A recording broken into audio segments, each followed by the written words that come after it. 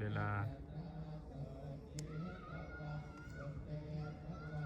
ไปทุกท่านตั้งจิตอธิษฐานพุทธังธัมมังสังฆังยาวนิพพานังสรณังคัจฉามิข้าพเจ้าขอถึงซึ่งพระพุทธเจ้า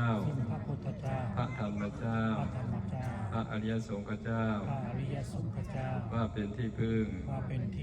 ตลอดชีวิตข้าพเจ้าขอน้อมตั้งจิตอธิษฐานด้วยอำนาจแห่งบุญกุศลที่ข้าพเจ้าได้เดินทางมาได้บูชาสักการะเจริญจิตตภาวนาในสถานที่ป่ามหาวันในวันนี้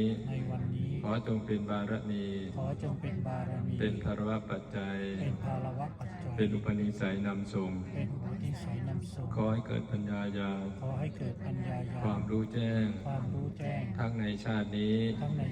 และชาติหน้าตลอดชาติอย่างยิ่ง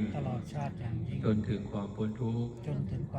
คือพระนิพพานเถิดสาธุสาธุสาธุอนุโมทามิอะระหังสัมมาสัมพุทโธภควาพุทธังภควันตังอภิวาเทมิสวากขาโตภควตาธัมโมธัมมังนัมสสามิ